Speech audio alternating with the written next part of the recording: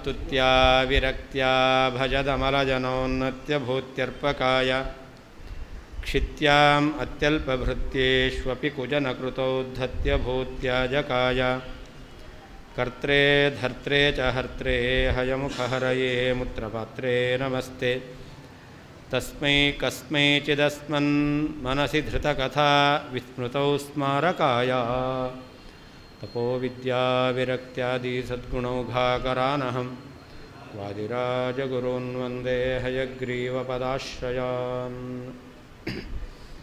ಮಯ್ಯನಂತಗುಣೇನಂತೆ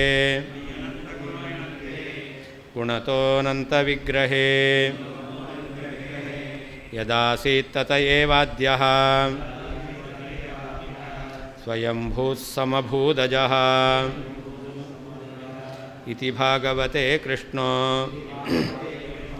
ನಿಸ್ಸಂಖ್ಯಾನ್ ಸ್ವಗುಣಾನಪಿ ಅನಂತಾನಾಹ ದೇಹಾಂಶ್ಚಾಪಿ ಅನಂತಾನವತಾರಗಾನ್. ಭಗವಂತ ತನ್ನ ಸ್ವರೂಪ ಏನು ಎಂಬುದಾಗಿ ಭಾಗವತದಲ್ಲಿ ಹೇಳಿರತಕ್ಕಂತಹ ವಾಕ್ಯವನ್ನು ಹೇಳುವ ಮೂಲಕ ಭಗವಂತ ಸಗುಣನಾಗಿದ್ದಾನೆ, ಅನಂತ ಕಲ್ಯಾಣಗುಣ ಪರಿಪೂರ್ಣನಾಗಿದ್ದಾನೆ, ನಿರ್ಗುಣ ಅಲ್ಲ ಅನ್ನೋದನ್ನು ಪುನಃ ಸ್ಪಷ್ಟವಾಗಿ ಹೇಳ್ತಾ ಇದ್ದಾರೆ. ಭಗವಂತನ ಮಾತು ಮಯಿ ಅನಂತಗುಣೆ ಅನಂತೆ ಗುಣತಃ ಅನಂತೆ ಅನಂತ ವಿಗ್ರಹೇ ಅಂತ. ಭಗವಂತ ಇದ್ದಾನಲ್ಲ ಅವನು ಅನಂತ ಗುಣ. ಭಗವಂತನಲ್ಲಿ ಗುಣಗಳಿಗೆ ಗಣನೆ ಇಲ್ಲ, ಅಸಂಖ್ಯಾತವಾದಂತಹ ಗುಣವುಳ್ಳವನು, ಅನಂತ ಗುಣ. ಆ ಅನಂತ ಗುಣಗಳು ಕೂಡ ಒಂದೊಂದು ಗುಣತಃ ಅನಂತೆ, ಒಂದೊಂದು ಗುಣವೂ ಕೂಡ ಅನಂತವಾಗಿರ್ತಕ್ಕಂಥದ್ದು. ಅಂತಹ ಪರಮಾತ್ಮ ಮತ್ತು ಅನಂತ ವಿಗ್ರಹ. ಭಗವಂತನಿಗೆ ಎಷ್ಟು ರೂಪಗಳು ಅಂತಂದರೆ ಅನಂತ ರೂಪಗಳು. ಭಗವಂತನ ರೂಪಗಳು ಇಷ್ಟೇ ಅಂತ ಗಣನೆ ಮಾಡಲಿಕ್ಕೆ ಸಾಧ್ಯ ಆಗ. ನಾವೇನೋ ದಶಾವತಾರ ಶತಾವತಾರ ಎಲ್ಲ ಹೇಳ್ಬೋದು, ಆದರೆ ಭಗವಂತನಿಗೆ ಎಷ್ಟು ರೂಪ ಇದೆ? ಅನಂತ ಸಂಖ್ಯಾಕರಾದ ಜೀವರು, ಅನಂತ ಸಂಖ್ಯಾಕರಾದ ಜೀವರಲ್ಲಿ ಪರಮಾತ್ಮ ಬಿಂಬರೂಪದಿಂದ ಇದ್ದಾನೆ. ಹಾಗಾದರೆ ಅನಂತ ರೂಪ ಆಯಿತು. ಹಾಗೆ ಭಗವಂತನ ಗುಣಗಳು ಅನಂತ, ಒಂದೊಂದು ಗುಣಗಳು ಅನಂತ, ಒಂದೊಂದು ರೂಪವೂ ಕೂಡ ಭಗವಂತನದ್ದು ಅನಂತ. ಅನಂತ ರೂಪ ಪರಮಾತ್ಮ ಉಳ್ಳವನಾಗಿದ್ದಾನೆ. ಅಂತಹ ನನ್ನ ನಾಭಿಯಿಂದ ಯದಾಸೀತ್, ನನ್ನ ನಾಭಿಯಲ್ಲಿ ಯಾವುದಿತ್ತೋ ಅದರಿಂದ ಒಬ್ಬ ಹುಟ್ಟಿದ್ದಾನೆ ಅಂತ. ಯಾರವನು? ಅಜಃ ಅಂತ. ಅವನನ್ನು ಅಜ ಅಂತ ಕರೀತಾರೆ. ಸ್ವಯಂಭೂ. ಯಾವ ಸ್ವಯಂ ಶಬ್ದವಾಚ್ಯನಾದ ಸ್ವತಂತ್ರನಾದ ಪರಮಾತ್ಮನಿಂದ ಭವತಿ, ಜನ್ಮವನ್ನು ಪಡೆದವನು. ಆದ್ದರಿಂದ ಅವನಿಗೆ ಸ್ವಯಂಭೂ ಅಂತ ಹೆಸರು. ಚತುರ್ಮುಖ ಬ್ರಹ್ಮದೇವರಿಗೆ ಸ್ವಯಂಭೂ ಅಂತ ಹೆಸರು. ಯಾಕೆ ಅಂತಂದರೆ ಸ್ವಯಂ ಅಂದರೆ ಸ್ವತಂತ್ರನಾದ ಪರಮಾತ್ಮ, ಅವರಿಂದ ಜನ್ಮವನ್ನು ಪಡೆದವರು, ಅದಕ್ಕೆ ಸ್ವಯಂಭೂ ಅಂತ ಹೆಸರು. ಅಥವಾ ಅಜ ಅಂತ ಹೆಸರು. ಅಜ ಅನ್ನಲಿಕ್ಕೆ ನಜಾಯತೆ ಇತಿ ಅಜ ಅಂತ ಭಗವಂತನಿಗೆ ಹೆಸರು. ಭಗವಂತನಿಗೆ ಅಜ ಆನಂದ ಇಂದ್ರೇಶ ಅಂತ, ಅಜಾಯ ನಮಃ ಅಂತ ಮಾತೃಕಾನ್ಯಾಸದಲ್ಲಿ ಭಗವಂತನನ್ನು ಅಜ ಅಂತ ಹೇಳ್ತೇವೆ. ಅಜ ಅಂದರೆ ಭಗವಂತನಿಗಾಗಬೇಕಾದ್ರೆ ನಜಾಯತೆ ಇತಿ ಅಜ, ಭಗವಂತನಿಗೆ ಜನ್ಮವೇ ಇಲ್ಲ. ಅದೇ ಅಜ ಶಬ್ದವಾಚ್ಯರಾದವರು ಚತುರ್ಮುಖ ಬ್ರಹ್ಮದೇವರು. ಚತುರ್ಮುಖನನ್ನು ಅಜ ಅಂತ ಯಾಕೆ ಕರೆಯೋದು? ಅಶಬ್ದವಾಚ್ಯನಾದ ಭಗವಂತನಿಂದ ಜನ್ಮ ಪಡೆದಿದ್ದಾರೆ. ಹೀಗೆ ಭಗವಂತನೂ ಅಜ, ಬ್ರಹ್ಮನೂ ಅಜ, ಅರ್ಥ ಮಾತ್ರ ಬೇರೆ. ಹಾಗೇ ಭಗವಂತ ಸ್ವಯಂಭೂ, ಚತುರ್ಮುಖರು ಸ್ವಯಂಭೂ. ಭಗವಂತ ಸ್ವಯಂಭೂ ಯಾಕೆ? ಭಗವಂತ ಸ್ವತಂತ್ರನಾದ ಇನ್ನೊಬ್ಬನಿಂದ ಜನ್ಮವನ್ನು ಪಡೆದವನಲ್ಲ, ಸ್ವಯಂಭೂ. ಯಾವತ್ತೂ ಸ್ವತಂತ್ರನಾಗಿಯೇ ಇರ್ತಾನೆ, ಆದ್ದರಿಂದ ಭಗವಂತನನ್ನು ಸ್ವಯಂಭೂ ಅಂತ ಕರೆಯೋದು. ಚತುರ್ಮುಖ ಬ್ರಹ್ಮದೇವರನ್ನು ಸ್ವಯಂಭೂ ಅಂತ ಕರೀತಾರೆ. ಸ್ವಯಂ ಶಬ್ದವಾಚ್ಯನಾದ ಸ್ವತಂತ್ರನಾದ ಪರಮಾತ್ಮನಿಂದ ಜನ್ಮವನ್ನು ಪಡೆದವರು, ಅದರಿಂದಾಗಿ ಚತುರ್ಮುಖನನ್ನು ಸ್ವಯಂಭೂ ಅಂತ ಕರೀತಾರೆ. ಹೀಗೆ ಸ್ವಯಂಭೂ ಶಬ್ದವಾಚ್ಯನಾದಂತಹ ಅಜಶಬ್ದವಾಚ್ಯನಾದಂತಹ ಚತುರ್ಮುಖ ಬ್ರಹ್ಮ ಅವನು ನನ್ನ ನಾಭಿಕಮಲದಿಂದ ಜನ್ಮವನ್ನು ಪಡೆದವನು ಅಂತ ಭಗವಂತ ಹೇಳಿದ್ದಾನೆ. ಯಾರು? ಸ್ವಯಂಭೂ ಅಂತ ಕರೀತಾರೆ. ಸ್ವಯಂಭೂಶ್ಚತುರಾನನಃ ಅಮರಕೋಶ. ಸ್ವಯಂಭೂ ಅಂತ ಚತುರ್ಮುಖನ. ಸಕಲ ಶಬ್ದ ಮುಖ್ಯಾರ್ಥ ಭಗವಂತನೇ. ಅದೇ ಹೇಳಿದ್ದು, ಸ್ವತಂತ್ರನಾದ ಭಗವಂತನಿಂದ ಜನ್ಮವನ್ನು ಪಡೆದವರು. ನಾವು ಭಗವಂತನಿಂದ ಜನ್ಮವನ್ನು ಪಡೆದವರು, ನೇರವಾಗಿ ಅಲ್ಲ. ಅದಕ್ಕೆ ಭಗವಂತ ಹೇಳ್ತಾ ಇದ್ದಾನೆ, ಸ್ವಯಂಭು ಶಬ್ದವಾಚ್ಯನಾದ ನನ್ನ ನಾಭಿಯಲ್ಲಿ ಯಾವುದಿತ್ತೋ ಅದರಿಂದ ಜನ್ಮವನ್ನು ಪಡೆದವನು ಸ್ವಯಂಭು ಅಂತ ಕರೀತಾರೆ.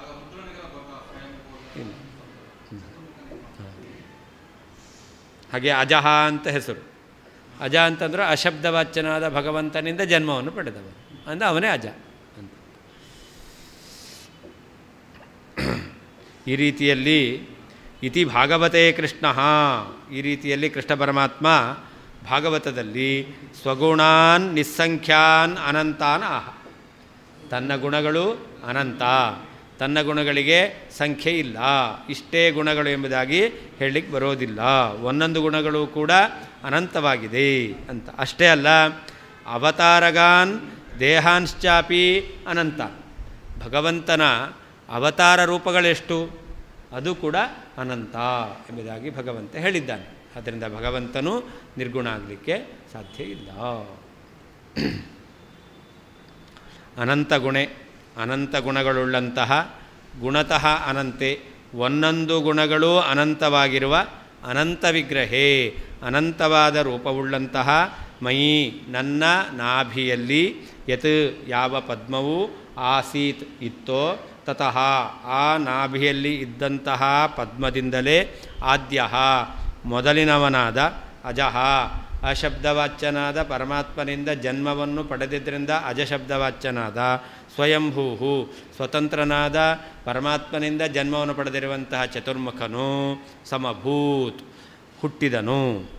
ಇತಿ ಈ ರೀತಿಯಾಗಿ ಕೃಷ್ಣ ಪರಮಾತ್ಮನು ಭಾಗವತೆ ಭಾಗವತದಲ್ಲಿ ಸ್ವಗುಣಾನ್ ತನ್ನ ಗುಣಗಳನ್ನು ನಿಸ್ಸಂಖ್ಯಾನ್ ಸಂಖ್ಯಾರಹಿತವಾದವುಗಳೆಂದು ಅನಂತಾನಪಿ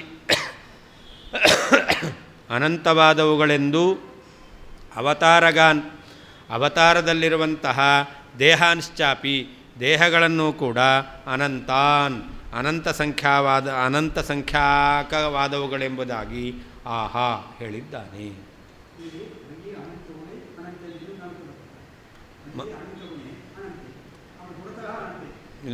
ಮೈ ಅನಂತ ಗುಣೆ ಗುಣತಃ ಅನಂತೆ, ಅಲ್ಲಿಗನ್ವಯ.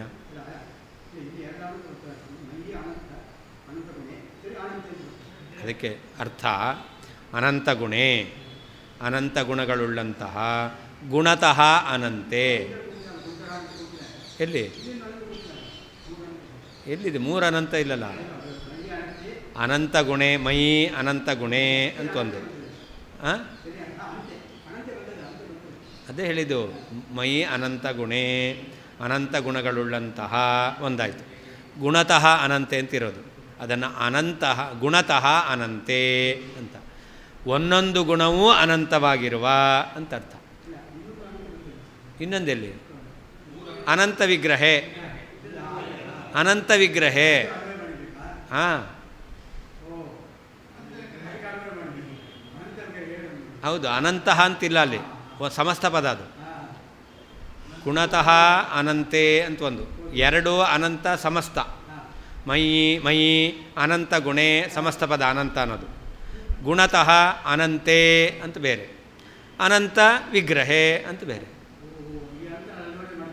ಹೌದು, ಪದಗಳು ಹಾಗೇ ಇರೋದಲ್ಲಿ. ಮಯಿ ಅನಂತ ಗುಣೆ ಅನಂತ ಗುಣಗಳುಳ್ಳಂತಹ ಗುಣತಃ ಅನಂತೆ ಒಂದೊಂದು ಗುಣಗಳು ಅನಂತವಾಗಿರುವ ಅನಂತ ವಿಗ್ರಹೇ ಅನಂತ ರೂಪಗಳುಳ್ಳಂತಹ ಮಯಿ ನನ್ನ ನಾಭಿಯಲ್ಲಿ ಯತ್ ಯಾವ ಪದ್ಮವು ಆಸೀತ್ ಇತ್ತೋ ತತಃ ಆ ನಾಭಿಯಲ್ಲಿ ಇದ್ದ ಪದ್ಮದಿಂದ ಆದ್ಯ ಮೊದಲಿನವನಾದ ಸ್ವಯಂಭೂ ಸ್ವಯಂ ಸ್ವತಂತ್ರನಾದ ಪರಮಾತ್ಮನಿಂದಲೇ ಜನ್ಮವನ್ನು ಪಡೆಯುವಂತಹ ಅಜಃ ಅಶಬ್ದವಾಚ್ಯನಾದ ಭಗವಂತನಿಂದ ಜನ್ಮವನ್ನು ಪಡೆಯುವಂತಹ ಚತುರ್ಮುಖನು ಅಭೂತ್ ಹುಟ್ಟಿದನು, ಸಮಭೂತ್ ಹುಟ್ಟಿದನು. ಇತಿ ಈ ರೀತಿಯಾಗಿ ಕೃಷ್ಣ ಶ್ರೀಕೃಷ್ಣ ಪರಮಾತ್ಮನು ಕೃಷ್ಣ ಅಂದರೆ ಪರಮಾತ್ಮ ಅಂತ ಅರ್ಥ. ಭಾಗವತದಲ್ಲಿ ಸ್ವಗುಣಾನ್ ತನ್ನ ಗುಣಗಳನ್ನು ನಿಸ್ಸಂಖ್ಯಾನ್ ಸಂಖ್ಯಾರಹಿತವಾದವುಗಳನ್ನಾಗಿ ಅನಂತಾನಪಿ ಅನಂತವಾದವುಗಳೆಂಬುದಾಗಿ ಒಂದೊಂದು ಅನಂತವಾದವುಗಳೆಂಬುದಾಗಿಯೂ ಅವತಾರಗಾನ್ ಅವತಾರದಲ್ಲಿರತಕ್ಕಂತಹ ಅನಂತಾನ್ ದೇಹಾಂಶ್ಚಾಪಿ ದೇಹಗಳನ್ನು ಕೂಡ ಅನಂತಾನ್ ಅನಂತ ಸಂಖ್ಯಾಕವಾದವುಗಳನ್ನಾಗಿ ಆಹಾ ಹೇಳಿದ್ದಾನೆ.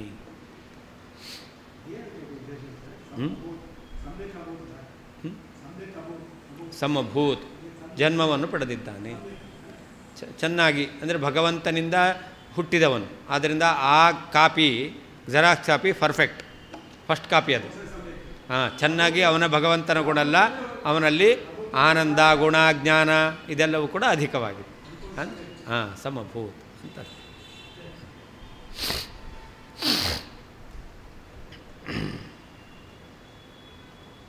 ಅಧುನಾ ಗುಣಾನಾಂ ಅಸಂಖ್ಯಾತತ್ವರೂಪಾನ್ ಆನಂತ್ಯಂ ಪ್ರತ್ಯೇಕಂ ಪರಿಪೂರ್ಣತ್ವಲಕ್ಷಣ ಆನಂತ್ಯಂ ಸ್ವದೇಹಾನಂತ್ಯಂಚ ಸ್ಪಷ್ಟಂ ಪ್ರತಿಪಾದಯತ್ ಸಗುಣಭಗವದ್ವಚನಮಾಹ ಮಯ್ಯನಂತ ಗುಣ ಇತಿ ಅಂತ. ಇಲ್ಲಿ ಮಯ್ಯನಂತ ಗುಣ ಎಂಬತಕ್ಕಂಥದ್ರಲ್ಲಿ ಗುಣಾನಾಂ ಅಸಂಖ್ಯಾತತ್ವ ರೂಪಾನಂತ್ಯಂ, ಭಗವಂತನ ಗುಣಗಳು ಅನಂತ ಅಂದರೆ ಸಂಖ್ಯೆಯಿಂದ ಹೇಳಲಿಕ್ಕೆ ಬರೋದಿಲ್ಲ ಅಂತ ಅಸಂಖ್ಯಾತತ್ವ ರೂಪ ಅನಂತ್ಯಂ. ಭಗವಂತನ ಗುಣಗಳು ಗಣನೆ ಮಾಡಲಿಕ್ಕೆ ಸಾಧ್ಯ ಇಲ್ಲ, ಸಂಖ್ಯೆಯಿಂದ ಹೇಳಲಿಕ್ಕೆ ಸಾಧ್ಯ ಇಲ್ಲ ಎಂಬತಕ್ಕಂತಹ ಅನಂತ್ಯವನ್ನು. ಅಷ್ಟೇ ಅಲ್ಲ, ಪ್ರತ್ಯೇಕಂ ಪರಿಪೂರ್ಣತ್ವ ಲಕ್ಷಣ ಅನಂತ್ಯಂ, ಒಂದೊಂದು ಗುಣಗಳು ಕೂಡ ಪ್ರತ್ಯೇಕವಾಗಿ ಪರಿಪೂರ್ಣವಾಗಿದೆ, ಆದ್ದರಿಂದ ಅನಂತ. ಅನಂತ ಶಬ್ದಕ್ಕೆ ಗಣನೆ ಮಾಡಲಿಕ್ಕೆ ಬರೋದಿಲ್ಲ ಅಂತ ಒಂದರ್ಥ, ಇನ್ನೊಂದು ಆ ಗುಣಗಳು ಅದಕ್ಕೆ ಪರಿಪೂರ್ಣತ್ವ ಇದೆ, ಅದಕ್ಕೆ ಅನಂತ ಅಂತ ಅರ್ಥ. ಪರಿಪೂರ್ಣತ್ವ ಇರೋದರಿಂದ ಅನಂತ ಎಂಬುದಾಗಿ ಅರ್ಥ. ಅಷ್ಟೇ ಅಲ್ಲ, ಸ್ವದೇಹ ಅನಂತ್ಯಂಚ, ಭಗವಂತನ ರೂಪಗಳಿದೆಯಲ್ಲ, ದೇಹಗಳಿದೆಯಲ್ಲ, ಅದು ಅನಂತ. ಗುಣ ಅನಂತ ವಿಗ್ರಹ ಅಂತ ಹೇಳಿದ್ರು. ವಿಗ್ರಹ ಅಂದರೆ ದೇಹ, ದೇಹವು ಅನಂತವಾಗಿದೆ ಎಂಬುದಾಗಿ ಸ್ಪಷ್ಟವಾಗಿ ಪ್ರತಿಪಾದನೆ ಮಾಡತಕ್ಕಂತಹ ತನ್ಮೂಲಕ ಸಗುಣ ಭಗವದ್ವಚನ. ಭಗವಂತ ಸಗುಣನಾಗಿದ್ದಾನೆ, ಸಗುಣನಾಗಿರ್ತಕ್ಕಂಥ ಭಗವಂತನೇ ಹೇಳಿರ್ತಕ್ಕಂಥ ಮಾತು. ಇದರಿಂದ ಭಗವಂತನಿಗೆ ಸಗುಣತ್ವ ಎಂಬತಕ್ಕಂಥ ಸಿದ್ಧವಾಗುತ್ತೆ. ಮಯ್ಯನಂತ ಗುಣೇ ಎಂಬತಕ್ಕಂಥ ಶ್ಲೋಕದಿಂದ ಹೇಳ್ತಾ ಇದ್ದಾರೆ.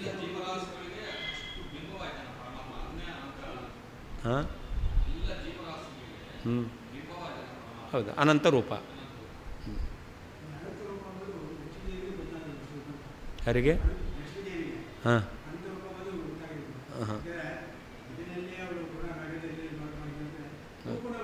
ಹೌದು ಹೌದು. ಆದರೆ ರೂಪಗಳು ಗೊತ್ತಾಗುತ್ತೆ. ಯಾಕೆ ಅಂತಂದರೆ ಎಲ್ಲ ರೂಪಗಳ ಜೊತೆಯಲ್ಲಿ ಲಕ್ಷ್ಮೀ ಇದ್ದಾಳೆ. ಹಾಂ ಆದ್ದರಿಂದ ಎಲ್ಲ ರೂಪಗಳ ಜೊತೆಯಲ್ಲಿ ಲಕ್ಷ್ಮೀದೇವಿ ಇರೋದರಿಂದ ಭಗವಂತನ ರೂಪಗಳು ಅನಂತ, ಅನಂತ ರೂಪಗಳು ಲಕ್ಷ್ಮೀದೇವಿಗೆ ಗೊತ್ತು. ಆ ಅನಂತ ರೂಪಗಳಲ್ಲಿರೋಂಥ ಅನಂತ ಗುಣಗಳಿದೆಯಲ್ಲ, ಅದು ಗೊತ್ತಿಲ್ಲ. ಅಂದರೆ ಆ ರೂಪದ ಅನಂತ್ಯ ಬೇರೆ, ಗುಣದ ಅನಂತ್ಯ ಬೇರೆ. ಹಾಂ. ದೇಶತಃ ಕಾಲತಶ್ಚೈವ ಗುಣತೋಪಿ ಹ್ಯನಂತತಾ ಅತಸ್ತ್ವನ್ನಿರ್ಗುಣ ಬ್ರಹ್ಮ ಕಸ್ಮಿನ್ ದೇಶೇ ಕದಾ ಭವೇತ್ ಸರ್ವೇಭ್ಯೋ ದೇಶಕಾಲೇಭ್ಯಃ ಪ್ರಾಯಸ್ತತ್ತು ಬಹಿಷ್ಕೃತಂ ಲಜ್ಜಯಾ ಶತಶೃಂಗಸ್ಯ ಮಧ್ಯೆ ಲೀನಮಭೂತ್ ಸದಾ. ಅನಂತತ್ವ ಅಂದ್ರೇನು? ದೇಶತಃ ಕಾಲತಃ ಗುಣತಃ ಅಂತ. ಭಗವಂತ ದೇಶತಃ ಅನಂತ, ಎಲ್ಲ ದೇಶದಲ್ಲಿ ಇದ್ದಾನೆ, ಅವನಿಲ್ಲದ ದೇಶ ಇಲ್ಲ. ದೇಶತಃ ಅನಂತ ಅಂತಂದರೆ ಅವನಿಲ್ಲದ ದೇಶ ಇಲ್ಲ ಅಂತ ಅರ್ಥ. ಕಾಲತಃ ಅನಂತ, ಅವನಿಲ್ಲದ ಕಾಲ ಇಲ್ಲ, ಅವನಿಲ್ಲದ ಕಾಲ ಇಲ್ಲ. ಗುಣತಃ ಅನಂತ, ದೇಶ ಕಾಲಗಳಲ್ಲಿ ಅವನಲ್ಲಿ ಗುಣ ಇಲ್ಲ ಅಂತಿಲ್ಲ. ಅವನಲ್ಲಿರ್ತಕ್ಕಂಥ ಗುಣಗಳು ಅವನಿರುವ ಎಲ್ಲ ದೇಶ ಎಲ್ಲ ಕಾಲಗಳಲ್ಲಿಯೂ ಅವನಲ್ಲಿದೆ. ಅದರಿಂದಾಗಿ ಅಷ್ಟೇ ಅಲ್ಲ, ಆ ಗುಣಗಳು ಅನಂತ ಸಂಖ್ಯಾಕವಾದದ್ದು, ಒಂದೊಂದು ಗುಣವೂ ಕೂಡ ಪೂರ್ಣವಾದದ್ದು. ಹೀಗೆ ಒಂದೊಂದು ಗುಣಗಳೂ ಪೂರ್ಣವಾಗಿದೆ. ಅಂತಹ ಪೂರ್ಣವಾದ ಅನಂತ ಗುಣಗಳನ್ನು ಅನಂತ ದೇಶ ಕಾಲಗಳಲ್ಲಿರುವ ರೂಪಗಳಲ್ಲಿ ಭಗವಂತ ಹೊಂದಿದ್ದಾನೆ. ಆದ್ದರಿಂದಾಗಿ ತ್ವತ್ ನಿರ್ಗುಣ ಬ್ರಹ್ಮ ಕದಾ ಸ್ಯಾತ್, ನೀನು ಹೇಳುವಂತಹ ನಿರ್ಗುಣ ಬ್ರಹ್ಮ ಯಾವಾಗಿದ್ದಾನೆ ಹೇಳು. ಎಲ್ಲ ದೇಶ ಎಲ್ಲ ಕಾಲದಲ್ಲಿ ಸಗುಣ ಬ್ರಹ್ಮನೇ ಇದ್ದಾನೆ ಅಂತಂದರೆ ನಿರ್ಗುಣ ಬ್ರಹ್ಮ ಇರತಕ್ಕಂಥ ದೇಶ ಯಾವುದು, ಕಾಲ ಯಾವುದು? ಯಾರು ಒಬ್ಬ ಇದ್ದಾರೆ ಅಂತಂದರೆ ಅವನಿಗೆ ಈ ದೇಶದಲ್ಲಿ ಇದ್ದಾನೆ ಅಂತ ಹೇಳಬೇಕು, ಮತ್ತು ಈ ಪೀರಿಯಡಲ್ಲಿದ್ದ ಅಂತ ಹೇಳಬೇಕು. ನಿರ್ಗುಣನಾದ ಬ್ರಹ್ಮ ಅಲ್ಲಿ ಯಾವ ದೇಶದಲ್ಲಿದ್ದಾನೆ, ನಿರ್ಗುಣನಾದಂಥ ಬ್ರಹ್ಮ ಯಾವ ಪೀರಿಯಡಲ್ಲಿದ್ದಾನೆ ಹೇಳು, ಯಾವ ಕಾಲದಲ್ಲಿದ್ದಾನೆ, ಹೇಳಲಿಕ್ಕಾಗೋದೇ ಇಲ್ಲ. ಅದರಿಂದಾಗಿ ನಿರ್ಗುಣ ಬ್ರಹ್ಮ ಇರಲಿಕ್ಕೆ ಸಾಧ್ಯವೇ ಇಲ್ಲ. ಅಪಹಾಸ್ಯ ಮಾಡ್ತಾರೆ. ಆ ನಿರ್ಗುಣ ಬ್ರಹ್ಮ ಇದ್ದಾನಲ್ಲ ಅವನು ಲಜ್ಜೆಯ ಶತಶೃಂಗಸ್ಯ ಮಧ್ಯೆ ಲೀನಮಭೂತ್ ಅಂತ. ಅವನು ಶಶಶೃಂಗದ ಮಧ್ಯದಲ್ಲಿ ಶಶವಿಷಾಣದ ಮಧ್ಯದಲ್ಲಿ ನಾಚಿಕೆಯಿಂದ ಅವನು ಅಡಗಿಕೊಂಡು ಹೋದ ಅಂತ. ಅಂದರೆ ಏನರ್ಥ? ಶಶವಿಷಾಣ ಯಾವ ರೀತಿಯಲ್ಲಿ ಇಲ್ಲವೇ ಇಲ್ಲವೋ ಹಾಗೆ ನಿನ್ನ ನಿರ್ಗುಣ ಬ್ರಹ್ಮನೂ ಕೂಡ ಇಲ್ಲವೇ ಇಲ್ಲ ಅಂತ. ಅದಕ್ಕೆ ಸರ್ವೇಭ್ಯ ದೇಶಕಾಲೇಭ್ಯ ಪ್ರಾಯ ತತ್ ಬಹಿಷ್ಕೃತಂ ಅಂತ. ಎಲ್ಲ ದೇಶಕಾಲಗಳಿಂದ ಬಹಿಷ್ಕೃತನಾಗಿರ್ತಕ್ಕಂಥವನು ನಿರ್ಗುಣ ಬ್ರಹ್ಮ. ಎಲ್ಲ ಯಾರನ್ನಾದರೂ ಬಹಿಷ್ಕಾರ ಹಾಕಿದ್ರೆ ಅವನೇನು ಮಾಡ್ತಾನೆ? ಮುಖ ತೋರಿಸಲಿಕ್ಕೆ ನಾಚಿಕೆ ಆಗುತ್ತೆ. ಆದ್ದರಿಂದ ಅವನೇನು ಮಾಡ್ತಾನೆ? ಎಲ್ಲಾದರೂ ಅಡಗಿಕೊಂಡಿರ್ತಾನೆ. ಹಾಗೆ ನಿರ್ಗುಣ ಬ್ರಹ್ಮನೂ ಕೂಡ ದೇಶಕಾಲಗಳಿಂದ ಬಹಿಷ್ಕೃತನಾದವನು. ಆದ್ದರಿಂದ ಅವನು ಎಲ್ಲಾದರೂ ಅಡಗಿ ಕುಳಿತುಕೊಳ್ಬೇಕಾಯಿತು. ಎಲ್ಲ ಅಡಗಿ ಕುಳಿತಾ ಅಂತಂದರೆ ಶಶವಿಷಾಣ ಮಧ್ಯದಲ್ಲಿ ಅಡಗಿ ಕುಳಿತಿದ್ದಾನೆ. ಅರ್ಥಾತ್ ನಿರ್ಗುಣ ಬ್ರಹ್ಮ ಇಲ್ಲವೇ ಇಲ್ಲ, ಶಶವಿಷಾಣಕ್ಕೆ ಸಮಾನ.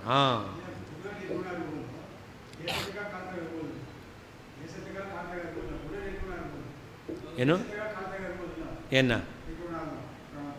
ಹಾಂ, ಎಲ್ಲ ದೇಶದಲ್ಲಿ ಎಲ್ಲ ಕಾಲದಲ್ಲಿ ಗುಣಪೂರ್ಣನಾದವನು ಇರಬೇಕಾದ್ರೆ,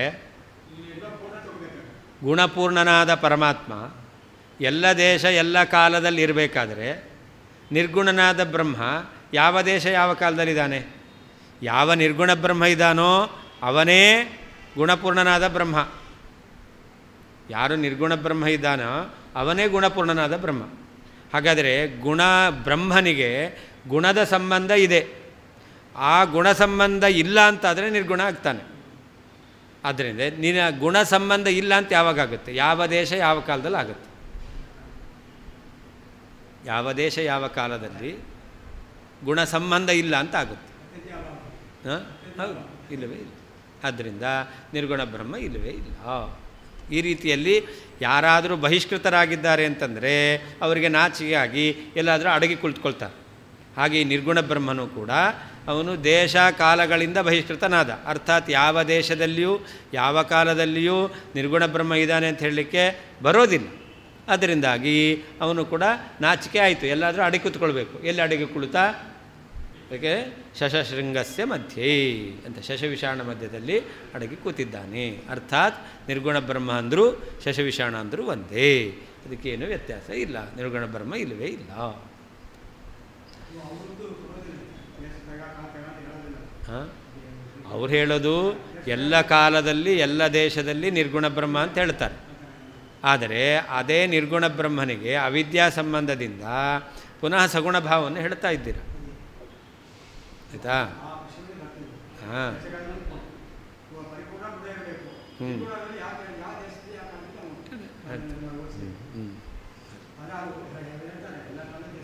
ಹೌದೌದೌದು. ಆ ನಿರ್ಗುಣ ಬ್ರಹ್ಮ ವ್ಯಾಪ್ತ ಅಂತ ಹೇಳ್ತಾರೆ ಅವರು.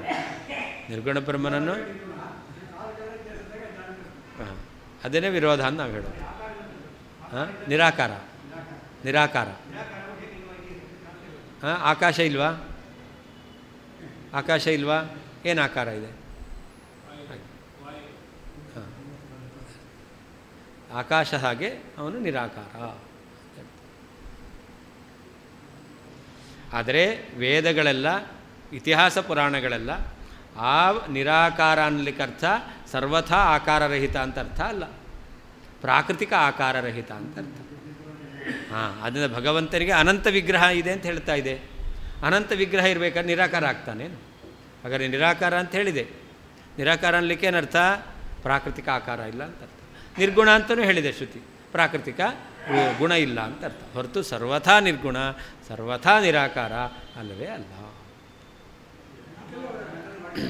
ಹಾಂ, ಯಾರು ಏನು ಮಾಡಿದ್ರೂ ಕೂಡ ಸಮರ್ಪಕವಾಗಿ ಉತ್ತರ ಕೊಡಲಿಕ್ಕೆ ಆಗಿಲ್ಲ, ಆಗ ಸಾಧ್ಯ ಇಲ್ಲ. ಅವ್ರ ಮತ ಪ್ರಕಾರ ಹೇಳ್ಕೊಂಡು ಹೋಗ್ತಾರೆ ಅವರು, ಇದಕ್ಕೆ ಸಮರ್ಪಕವಾದ ಉತ್ತರ ಆಗಲ್ಲ.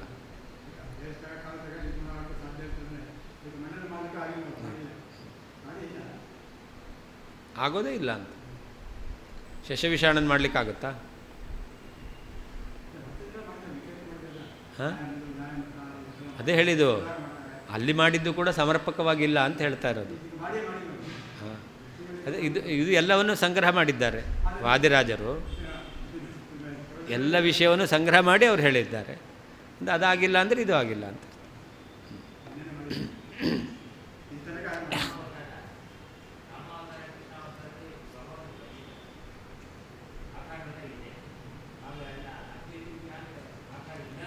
ಅದೆಲ್ಲ ವ್ಯಾವಹಾರಿಕವಾದದ್ದು, ಮಿಥ್ಯಾಭೂತವಾದದ್ದು. ಅದೇ ಭಗವಂತನ ಮೂಲತಃ ನಿರಾಕಾರ, ಇದು ಸಗುಣ ಬ್ರಹ್ಮ. ಇವನು ಸಗುಣ ಬ್ರಹ್ಮನಿಗೆ ಮಿಥ್ಯಾಭೂತನಾದವನು, ಆಕಾರ ಮಿಥ್ಯಾಭೂತವಾದದ್ದು. ಹೌದೌದು. ಅನಂತತ, ಅನಂತತ್ವವೆಂದರೆ ದೇಶತಃ ದೇಶದಿಂದ, ಕಾಲತಶ್ಚೈವ ಕಾಲದಿಂದಲೂ, ಗುಣತೋಪಿ ಗುಣದಿಂದಲೂ ಕೂಡ ಇರುವಿಕೆ. ಅತಃ ಆದ್ದರಿಂದ, ತ್ವನ್ನಿರ್ಗುಣ ಬ್ರಹ್ಮ ನೀನು ಹೇಳುವಂತಹ ನಿರ್ಗುಣ ಬ್ರಹ್ಮನು ಕಸ್ಮಿನ್ ಯಾವ ದೇಶೇ ಪ್ರದೇಶದಲ್ಲಿ, ಕದಾ ಯಾವಾಗ, ಭವೇತ್ ಇರುತ್ತಾನೆ. ತತ್ತು ಆ ನಿರ್ಗುಣ ಬ್ರಹ್ಮನಾದರೂ ಸರ್ವೇಭ್ಯ ಎಲ್ಲ, ದೇಶಕಾಲೇಭ್ಯ ದೇಶಕಾಲಗಳಿಂದಲೂ, ಪ್ರಾಯ ಪೂರ್ಣವಾಗಿ, ಬಹಿಷ್ಕರಿಸಲ್ಪಟ್ಟವನಾಗಿ, ಲಜ್ಜೆಯ ನಾಚಿಕೆಯಿಂದ, ಶಶಶೃಂಗಸ್ಯ ಮಧ್ಯೆ ಶಶವಿಷಾಣದ ಮಧ್ಯದಲ್ಲಿ, ಸದಾ ಯಾವಾಗಲೂ ಲೀನಮಭೂತ್ ಅಡಗಿ ಕುಳಿತಿದ್ದಾನೆ, ಅಡಗಿದ್ದಾನೆ. ಅನಂತತ ಅನಂತತ್ವವು ದೇಶತಃ ದೇಶದಿಂದ, ಕಾಲತಃ ಕಾಲದಿಂದ, ಗುಣತಃ ಗುಣದಿಂದ ಉಂಟಾಗ್ತಾ ಇದೆ. ಅತಃ ಆದ್ದರಿಂದ, ತ್ವನ್ನಿರ್ಗುಣ ಬ್ರಹ್ಮ ನೀನು ಹೇಳುವಂತಹ ನಿರ್ಗುಣ ಬ್ರಹ್ಮನು ಕಸ್ಮಿನ್ ಯಾವ ದೇಶೇ ಪ್ರದೇಶದಲ್ಲಿ, ಕದಾ ಯಾವಾಗ, ಭವೇತ್ ಇದ್ದಾನೆ. ತತ್ತು ಆ ನಿರ್ಗುಣ ಬ್ರಹ್ಮನು ಸರ್ವೇಭ್ಯ ಎಲ್ಲ ದೇಶಕಾಲೇಭ್ಯ ದೇಶಕಾಲಗಳಿಂದಲೂ, ಪ್ರಾಯ ಸಂಪೂರ್ಣವಾಗಿ,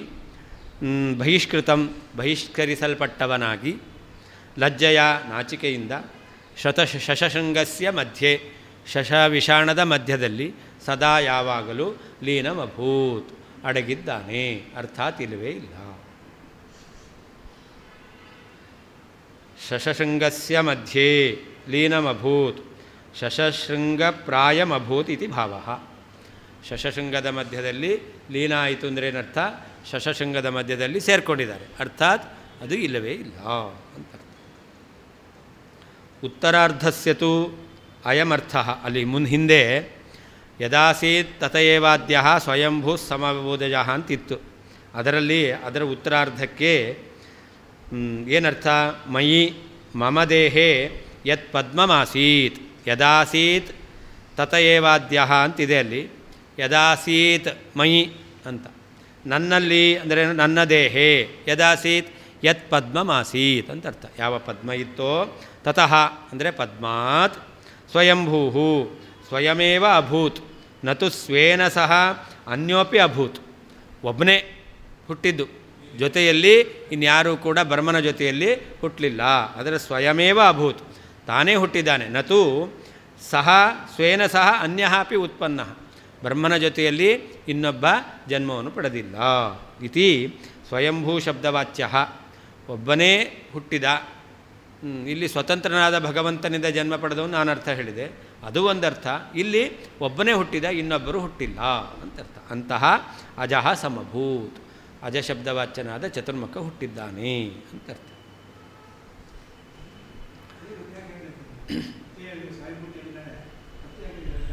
ಏನು ಅಲ್ಲಿ ಹಿಂದೆ ಹೇಳಿದ್ದನ್ನು ಇಲ್ಲಿ ಅದರ ಅರ್ಥವನ್ನು ಇಲ್ಲಿ ಹೇಳಿದ್ದಾರೆ ಅಷ್ಟೇ. ಸರ್ವೋತ್ತಮರ ತೀರ್ಥರ ವ್ಯಾಖ್ಯಾನ ಅಲ್ಲಿ ಮಾಡಿಲ್ಲ, ಅದನ್ನು ಇಲ್ಲಿ ಹೇಳಿದ್ದಾರೆ. ಸಮಸ್ತ ಧರ್ಮ ಶೂನ್ಯಂಚ ಬ್ರಹ್ಮಾನ್ಯತ್ ಕಿಲ ವರ್ತತೆ ಸ್ವಯಂ ತದ್ದರ್ಶನಾತ್ ಸರ್ವ ಧರ್ಮಶೂನ್ಯೋ ಭವೇತ್ ಕಿಲ. ಇನ್ನು ನಿರ್ಗುಣ ಬ್ರಹ್ಮ ಅವನು ಈ ಆಗಮದಿಂದ ಸಿದ್ಧನಾಗದೇ ಇರಬಹುದು, ಅನುಮಾನದಿಂದ ಸಿದ್ಧ ಆಗ್ತಾನೆ ಅಂತಂದರೆ ಅದಕ್ಕೆ ಹೇಳ್ತಾರೆ, ಒಂದು ವೇಳೆ ನಿನಗೆ ಅಂತಹ ನಿರ್ಗುಣ ಬ್ರಹ್ಮ ಇದ್ದಾನೆ, ಅವನ ದರ್ಶನ ಆಯಿತು ಅಂದರೆ ನಿನಗೂ ಕೂಡ ಏನಾಗಬೇಕಾಗಿತ್ತು, ಸರ್ವಧರ್ಮ ಶೂನ್ಯ ಭವೇತ್, ನೀನು ಕೂಡ ಸಕಲ ಧರ್ಮ ರಹಿತನ ಆಗಬೇಕಾಗುತ್ತೆ. ನಿರ್ಗುಣ ಬ್ರಹ್ಮ ಆಗಮದಿಂದ ಸಿದ್ಧ ಆಗೋದಿಲ್ಲ, ಅನುಮಾನದಿಂದ ಸಿದ್ಧ ಆಗ್ತಾನೆ ಅಂತ ಸಾಧನೆ ಮಾಡಿದ್ರೆ, ಆ ಅನುಮಾನದಿಂದ ಸಿದ್ಧನಾಗಿರ್ತಕ್ಕಂತಹ ಯಾವ ನಿರ್ಗುಣ ಬ್ರಹ್ಮ ಇದ್ದಾನಲ್ಲ ಅವನ ಸಾಕ್ಷಾತ್ಕಾರ ನಿನಗಾಗಿದೆ ಅಂತಂದರೆ ನೀನು ಏನಾಗ್ತೀಯ, ಸರ್ವಧರ್ಮ ಶೂನ್ಯನಾಗ್ತೀಯಾ. ಅರ್ಥಾತ್ ಅಂತಹ ನಿರ್ಗುಣ ಬ್ರಹ್ಮ ಸಿದ್ಧ ಆಗಲಿಕ್ಕೆ ಸಾಧ್ಯವೇ ಇಲ್ಲ.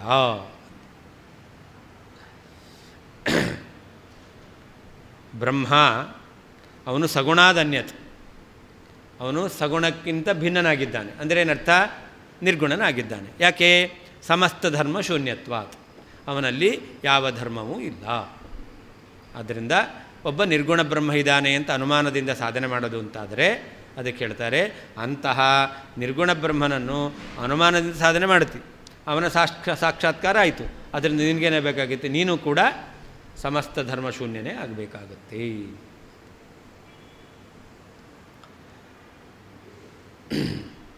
ಸಮಸ್ತ ಧರ್ಮ ಶೂನ್ಯಂ, ಸಕಲ ಧರ್ಮರಹಿತನಾದ್ದರಿಂದ ಬ್ರಹ್ಮನು ಅನ್ಯತ್ ಸಗುಣಗಿಂತ ಭಿನ್ನನಾಗಿದ್ದಾನೆ, ನಿರ್ಗುಣನಾದವನು ವರ್ತತೆ ಕಿಲ ಇದ್ದಾನಷ್ಟೇ ಅಂತ ನೀನು ಹೇಳೋದು ಅಂತಾದರೆ ತದ್ದರ್ಶನಾತ್ ಅವನ ದರ್ಶನದಿಂದ ಸ್ವಯಂ ತಾನೂ ಸಹ ಸರ್ವಧರ್ಮ ಶೂನ್ಯಂ ಸಕಲ ಧರ್ಮ ರಹಿತನಾಗಿಯೇ ಭವೇತ್ ಕಿಲ ಆಗಬೇಕಾಗುತ್ತದಷ್ಟೇ. ಸಮಸ್ತ ಧರ್ಮ ಶೂನ್ಯಂ ಸಕಲ ಧರ್ಮರಹಿತನಾದ್ದರಿಂದ ಬ್ರಹ್ಮನು ಅನ್ಯತ್ ಸಗುಣನಿಗಿಂತ ಭಿನ್ನನಾಗಿದ್ದಾನೆ, ನಿರ್ಗುಣನಾಗಿರ್ತಕ್ಕಂಥವನು ವರ್ತತೆ ಕಿಲ ಇದ್ದಾನಷ್ಟೇ ಎಂಬುದಾಗಿ ನೀನು ಅನುಮಾನದಿಂದ ನಿರ್ಗುಣ ಬ್ರಹ್ಮನನ್ನು ಸಾಧನೆ ಮಾಡೋದು ಅಂತಾದರೆ ತದ್ದರ್ಶನಾತ್ ಅಂತಹ ನಿರ್ಗುಣ ಬ್ರಹ್ಮನ ಸಾಕ್ಷಾತ್ಕಾರದಿಂದ ಸ್ವಯಂ ನೀನು ಕೂಡ ಸರ್ವಧರ್ಮ ಶೂನ್ಯ ಸಕಲ ಧರ್ಮರಹಿತನಾದವನು ಭವೇತ್ ಕಿಲ ಆಗಬೇಕಾಗುತ್ತದೆ.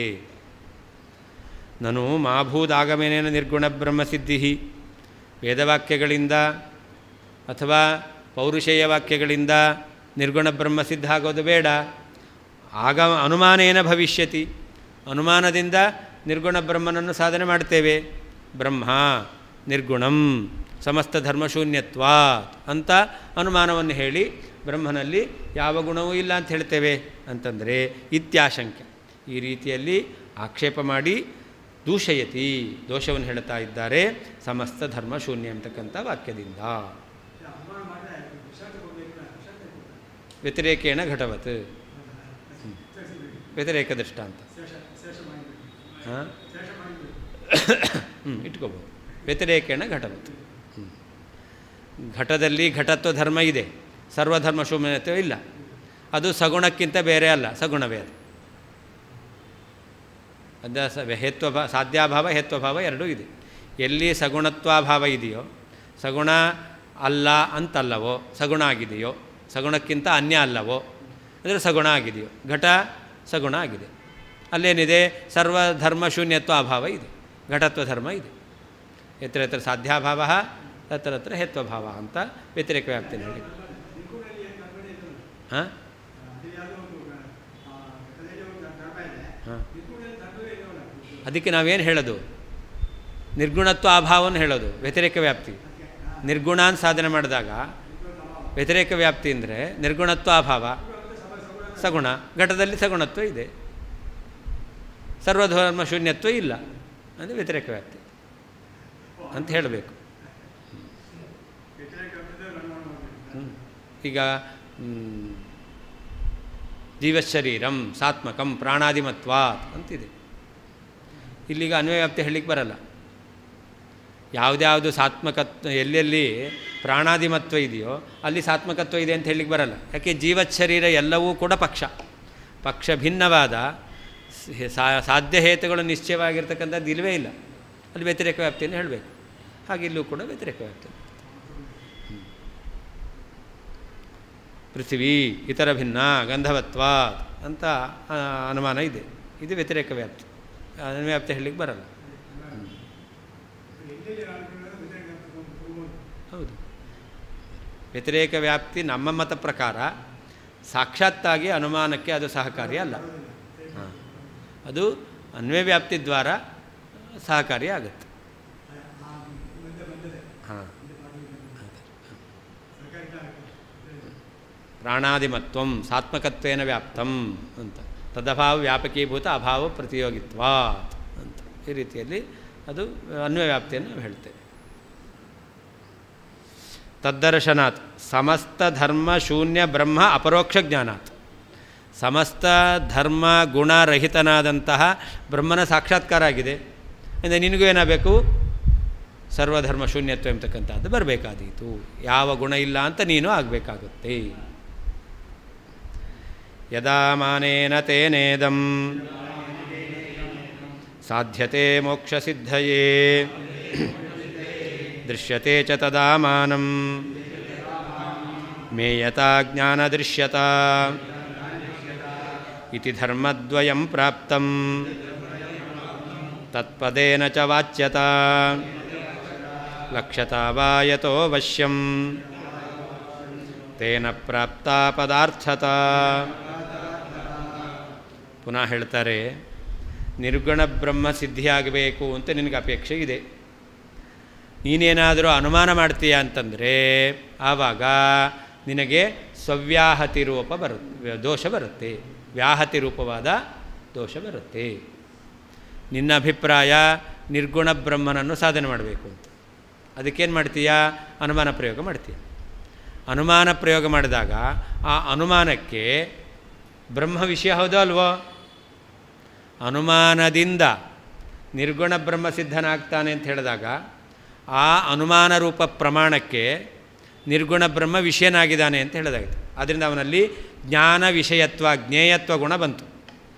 ನಿರ್ಗುಣ ಬ್ರಹ್ಮನ ಸಾಧನೆ ಮಾಡಲಿಕ್ಕೆ ಹೊರಟಿದೆಯಾ? ಆ ನಿರ್ಗುಣ ಬ್ರಹ್ಮನನ್ನು ಅನುಮಾನದಿಂದ ನೀನು ಸಾಧನೆ ಮಾಡಬೇಕು. ಯಾವ ಅನುಮಾನದಿಂದ ನಿರ್ಗುಣ ಬ್ರಹ್ಮನನ್ನು ಸಾಧನೆ ಮಾಡಲಿಕ್ಕೆ ಹೊರಟಿದೆಯೋ ಆ ಅನುಮಾನ ರೂಪವಾಗಿರ್ತಕ್ಕಂತಹ ಪ್ರಮಾಣಕ್ಕೆ ನಿರ್ಗುಣ ಬ್ರಹ್ಮ ವಿಷಯ ಅಂತ ಹೇಳಬೇಕು. ಹಾಗಾದರೆ ಅವನಲ್ಲಿ ಜ್ಞಾನ ವಿಷಯತ್ವ ಬಂತು, ಜ್ಞೇಯತ್ವ ಎಂಬತಕ್ಕಂಥದ್ದು ಬಂತು. ಅಷ್ಟೇ ಅಲ್ಲ, ಅವನಲ್ಲಿ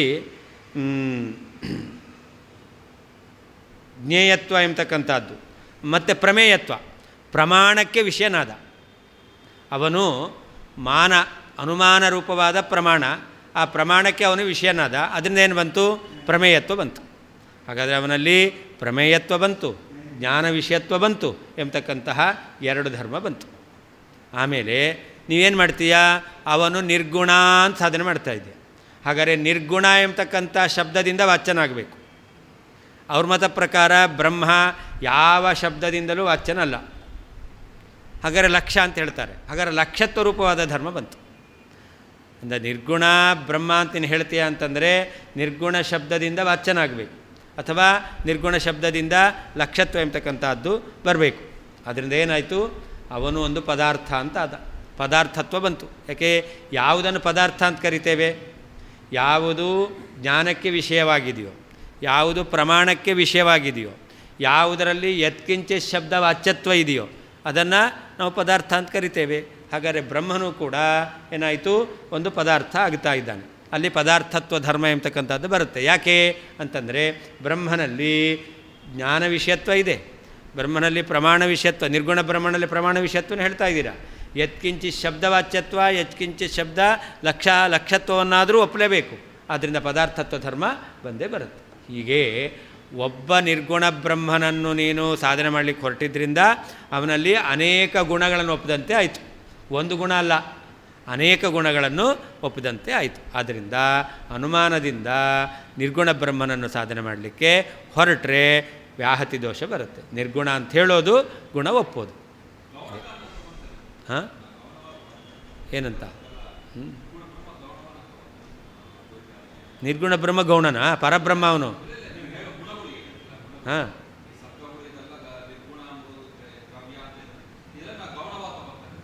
ಹಾಗಾದರೆ ನಿರ್ಗುಣನಲ್ಲಿ ಏನಿಲ್ಲ, ನಿರ್ಗುಣತ್ವ ಇಲ್ಲ ಅಂತಾಯಿತು.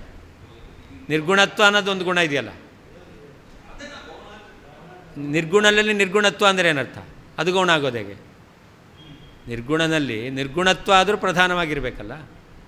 ನಿರ್ಗುಣತ್ವವೇ ಇಲ್ಲ ಅಂತಾದರೆ ನಿರ್ಗುಣ ಆಗೋದು ಹೇಗೆ?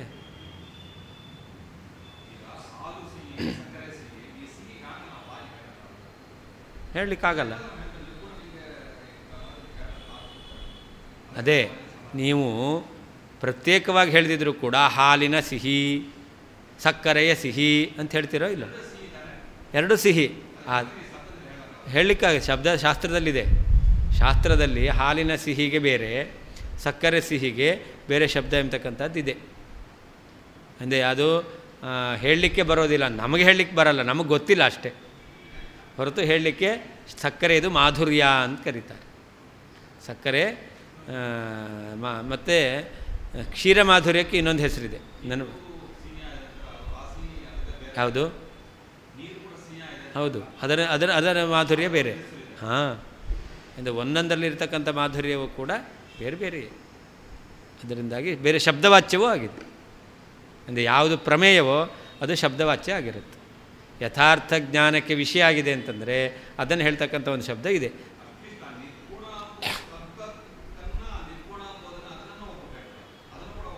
ಅದನ್ನೇ ನಾವು ಹೇಳ್ತಾ ಇರೋದು. ಕೊನೆಗೆ ಅದನ್ನು ಹೇಳ್ತಾರೆ ವಾದಿರಾಜರು. ನಿರ್ಗುಣ ಅಂತ ಹೇಳೋದ್ರಿಂದ ನಿರ್ಗುಣತ್ವ ಧರ್ಮ ಬಂತು, ಅಂದರೆ ಧರ್ಮಶೂನ್ಯ ಅಂತ ಹೆಂಗೆ ಹೇಳ್ತೀರ? ಅದರಿಂದ ನಿರ್ಗುಣ ಅಂತ ಹೇಳಲಿಕ್ಕೆ ಬರೋದೇ ಇಲ್ಲ. ಜಗತ್ತಿನಲ್ಲಿ ನಿರ್ಗುಣವಾದಂತಹ ಒಂದು ವಸ್ತು ಇದೆ ಅಂತಂದರೆ ಒಪ್ಪಲಿಕ್ಕೆ ಬರೋದಿಲ್ಲ. ನಿರ್ಗುಣವಾದ ಒಂದು ವಸ್ತು ಇದೆ ಅಂದರೆ ವಸ್ತುವೇ ಇಲ್ಲ ಅಂತ ಅರ್ಥ. ಅದಕ್ಕೆ ಮುಂದೆ ಹೇಳ್ತಾರೆ, ನೀನು ಈ ನಿರ್ಗುಣ ಬ್ರಹ್ಮನನ್ನು ಸಾಧನೆ ಮಾಡಿದ್ದು ಅದು ಹೇಗಾಯಿತು ಅಂದರೆ ಮಣ್ಣಿನ ಮೂರ್ತಿಗೆ ಅಭಿಷೇಕ ಮಾಡಿದಂತೆ ಅಂತ. ಮಣ್ಣಿನ ಮೂರ್ತಿಗೆ ಅಭಿಷೇಕ ಮಾಡಿದ್ರೆ ಏನಾಗುತ್ತೆ? ಮಣ್ಣೇ ಕರಗೋಗುತ್ತೆ, ಮೂರ್ತಿಯೇ ಇಲ್ಲ ಅಂತ ಆಗೋಗುತ್ತೆ. ಹಾಗೆ ನೀನು ನಿರ್ಗುಣ ಬ್ರಹ್ಮನನ್ನು ಸಾಧನೆ ಮಾಡಲಿಕ್ಕೆ ಹೊರಟಿದೀಯ. ಆದರೆ ನಿರ್ಗುಣ ಬ್ರಹ್ಮನ ಸಾಧನೆ ಮಾಡ್ತೀನಿ ಅಂತಂದರೆ ಮಣ್ಣಿನ ಮೂರ್ತಿಗೆ ಅಭಿಷೇಕ ಮಾಡಿದಾಗ ಮೂರ್ತಿಯೇ ಇಲ್ಲ ಅಂತ ಆಗೋಗುತ್ತಲ್ಲ. ಹಾಗೆ ನಿನ್ನ ನಿರ್ಗುಣ ಬ್ರಹ್ಮನೇ ಇಲ್ಲ ಅಂತ ಆಗುತ್ತೆ. ಯಾಕೆ? ನಿರ್ಗುಣ ಬ್ರಹ್ಮ ಗುಣರಹಿತನಾದ ಇರಲಿಕ್ಕೆ ಸಾಧ್ಯವೇ ಇಲ್ಲ ಅಂತ.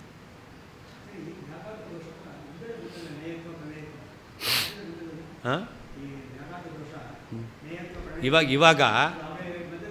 ಇವಾಗ ಹೇಳ್ತಕ್ಕಂಥದ್ದು ಅನುಮಾನ ಆಗಮದಿಂದ ಬ್ರಹ್ಮನನ್ನು ನಿರ್ಗುಣ ಅಂತ ಸಾಧನೆ ಮಾಡೋದಲ್ಲ, ಅನುಮಾನದಿಂದ ಸಾಧನೆ ಮಾಡಲಿಕ್ಕೆ ಹೊರಟಾಗ ವ್ಯಾಹತಿ ದೋಷವನ್ನು ಹೇಳ್ತಾರೆ. ಅದು ಹೇಳಿದ್ದು ಬ್ರಹ್ಮನ ನಿರ್ಗುಣ ಅಂತ ಹೇಳಿದೆ ಅಂದರೆ ಬ್ರಹ್ಮನಲ್ಲಿ ಪ್ರಮೇಯತ್ವ ಇದೆ, ಜ್ಞಾನ ವಿಷಯನಾಗಿದ್ದಾನೆ ಅಂತ ಅಂದು ಹೇಳಿದ್ದಾರೆ. ಆಗಮ ಪ್ರತಿಪಾದ್ಯನಾದಂತಹ ಬ್ರಹ್ಮನಲ್ಲಿ ಗುಣಗಳಿದೆ ಅನ್ನೋದನ್ನು ಹಿಂದೆ ಹೇಳಿದ್ದು. ಇವಾಗ ಅನುಮಾನದಿಂದ ನೀನು ನಿರ್ಗುಣ ಬ್ರಹ್ಮ ಸಾಧನೆ ಮಾಡ್ತೀಯ ಅಂತಂದರೆ ಸ್ವವ್ಯಾಹತಿ ದೋಷ ಬರುತ್ತೆ ಅಂತ ಹೇಳ್ತಾರೆ.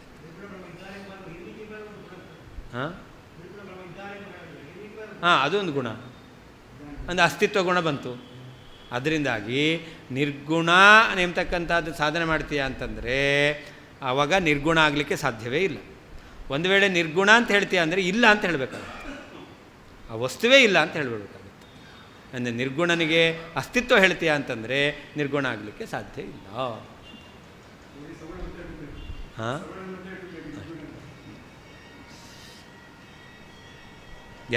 ಯಾವಾಗ ತೇನ ಆ ಮಾಯಾವಾದಿಗಳಿಂದ ಮಾನೇನ ಅನುಮಾನ ಪ್ರಮಾಣದಿಂದ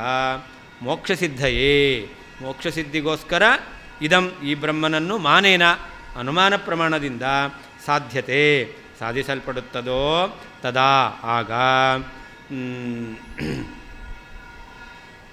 ಮಾನಮೇಯತ ಪ್ರಮಾಣಕ್ಕೆ ವಿಷಯವಾಗಿದೆ. ಅಂದರೆ ಪ್ರಮೇಯತ್ವ ಎಂಬತಕ್ಕಂತಹ ಧರ್ಮವು ಜ್ಞಾನದೃಶ್ಯತ, ಜ್ಞೇಯತ್ವ ಎಂಬತಕ್ಕಂಥ ಧರ್ಮವು ದೃಶ್ಯತೆ ಬ್ರಹ್ಮನಲ್ಲಿ ಕಂಡುಬರ್ತಾ ಇದೆ. ಇತಿ ಈ ರೀತಿಯಾಗಿ ಧರ್ಮದ್ವಯಂ ಬ್ರಹ್ಮನಲ್ಲಿ ಪ್ರಮೇಯತ್ವ ಜ್ಞೇಯತ್ವ ಎಂಬತಕ್ಕಂತಹ ಎರಡು ಧರ್ಮಗಳು ಪ್ರಾಪ್ತವಾಯಿತು. ತತ್ಪದೇನ ಚ ಆ ನಿರ್ಗುಣ ಎಂಬತಕ್ಕಂಥ ಶಬ್ದದಿಂದ ವಾಚ್ಯತ್ವವನ್ನಾಗಲಿ ಲಕ್ಷ್ಯತ್ವವನ್ನಾಗಲಿ ಯತಃ ಯಾವ ಕಾರಣದಿಂದ ಅವಶ್ಯವಾಗಿ ಸ್ವೀಕಾರ ಮಾಡಬೇಕೋ ತೇನ ಆದ್ದರಿಂದ ಪದಾರ್ಥತ್ವವು ಸಿದ್ಧವಾಗುತ್ತದೆ. ಹಾಗಾದರೆ ನಿರ್ಗುಣ ಬ್ರಹ್ಮನಲ್ಲಿ ಪ್ರಮೇಯತ್ವ ಬಂತು, ಜ್ಞೇಯತ್ವ ಬಂತು, ವಾಚ್ಯತ್ವ ಬಂತು, ಅಥವಾ ಲಕ್ಷ್ಯತ್ವ ಬಂತು, ಅಥವಾ ಪದಾರ್ಥತ್ವ ಬಂತು. ನಿರ್ಗುಣ ಆಗೋದು ಹೇಗೆ? ಯಾವಾಗ ತೇನ ಆ ಮಾಯಾವಾದಿಗಳಿಂದ ಇದಂ ಈ ನಿರ್ಗುಣ ಬ್ರಹ್ಮನು ಮೋಕ್ಷಸಿದ್ಧಯೇ ಮೋಕ್ಷಪ್ರಾಪ್ತಿಗೋಸ್ಕರ ಮಾನೇನ ಅನುಮಾನ ಪ್ರಮಾಣದಿಂದ ಸಾಧಿಸಲ್ಪಡ್ತಾ ಇದೆಯೋ, ದೃಶ್ಯತೆ ಚ ಅವನ ಜ್ಞಾನವೂ ಬರ್ತಾ ಇದೆಯೋ, ಆಗ ಮಾನಮೇಯತ ಪ್ರಮೇಯತ್ವವು ಜ್ಞಾನದೃಶ್ಯತ ಜ್ಞೇಯತ್ವವು ಇತಿ ಈ ರೀತಿಯಾಗಿ ಧರ್ಮದ್ವಯಂ ಎರಡು ಧರ್ಮವು ನಿರ್ಗುಣ ಬ್ರಹ್ಮನಲ್ಲಿ ಬರ್ತಾ ಇದೆ.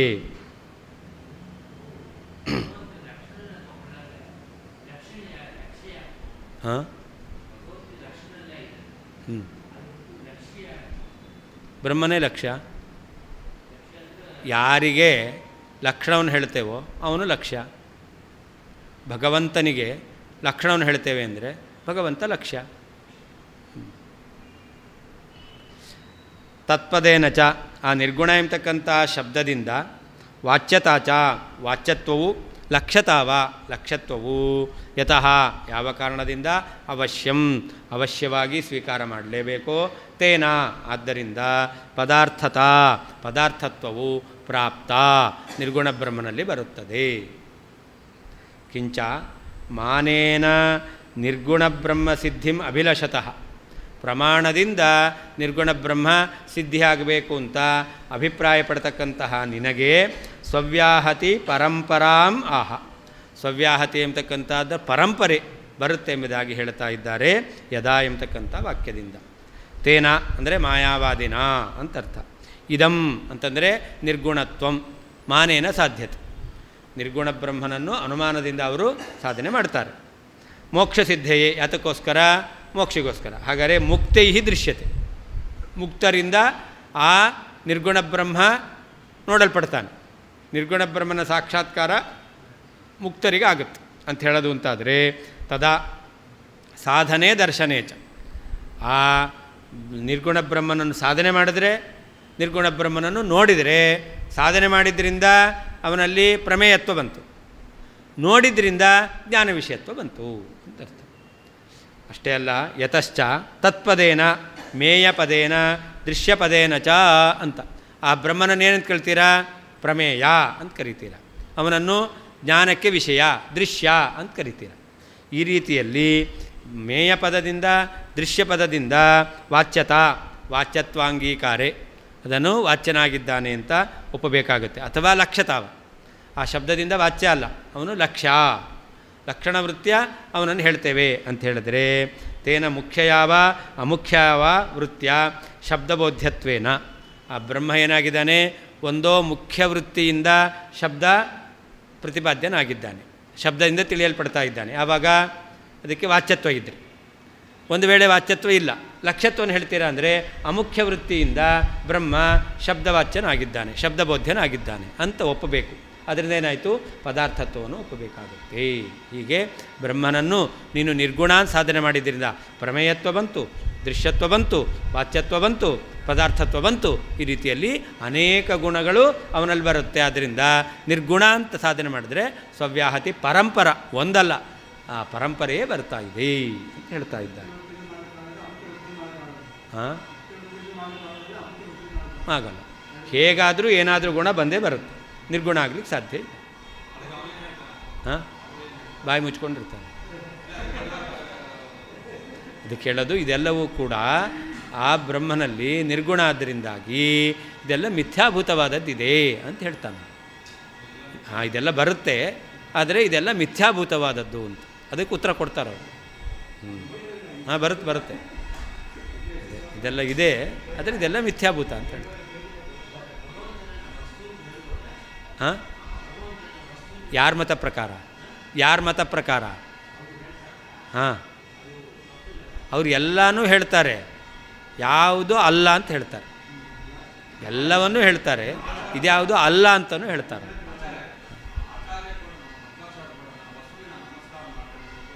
ಹೌದು ನಾನು ಅದಕ್ಕೆ ಕೇಳಿದ್ದೀಗ ವಸ್ತು ಅಂತ ನಮ್ಮ ಮತ ಪ್ರಕಾರ ಹೇಳೋದಾಗುತ್ತೋ ಇಲ್ವೋ, ಮಾಯಾವಾದಿ ಮತ ಪ್ರಕಾರ ಆಗುತ್ತೋ ಇಲ್ವೋ ಅಂತ ಕೇಳಿದೆ. ಅದಕ್ಕೆ ಹೇಳಿದ್ದು ಅವ್ರು ಹೇಳೋದು ವಸ್ತು ಅಂತಂದರೆ ಅವನು ವಸ್ತು ಹೌದು, ಆದರೆ ವಸ್ತು ಅಂತ ಯಾಕೆ ಕರೀತಾರೆ? ಯಾವುದು ಸ್ವತಂತ್ರವಾಗಿ ವಾಸ ಮಾಡುತ್ತೋ ಅದು ವಸ್ತು. ವೇದ್ಯಂ ವಾಸ್ತವಮತ್ರ ವಸ್ತು ಶಿವದಂ ಭಾಗವತದಲ್ಲಿ 3ನೇ ಶ್ಲೋಕದಲ್ಲಿ ಬಂದದ್ದು. ವೇದ್ಯಂ ವಾಸ್ತವಂ ಅತ್ರ ವಸ್ತು. ವಸ್ತು ಅಂದರೆ ಆಚಾರ್ಯರಲ್ಲಿ ವ್ಯಾಖ್ಯಾನ ಮಾಡಿದ್ದಾರೆ, ಯಾವುದು ಸ್ವತಂತ್ರವಾಗಿ ಎಲ್ಲ ಕಡೆಯಲ್ಲಿ ವಾಸ ಮಾಡುತ್ತೋ ಅದು ವಸ್ತು. ಅಂದರೆ ನಮ್ಮ ಮತ ಪ್ರಕಾರ ಪರಮಾತ್ಮ ಸ್ವತಂತ್ರವಾಗಿ ಎಲ್ಲ ಕಡೆ ಇದ್ದಾನೆ, ಆದ್ದರಿಂದ ವಸ್ತು. ಅವ್ರ ಮತ ಪ್ರಕಾರ ವಸ್ತು ಅಂತಂದರೆ ಅದೊಂದು ಅಷ್ಟೇ ಪದಾರ್ಥ, ಅದರಲ್ಲಿ ಏನೂ ಇಲ್ಲ. ಶ್ರೀಕೃಷ್ಣಾರ್ಪಣಮಸ್ತು. 2:15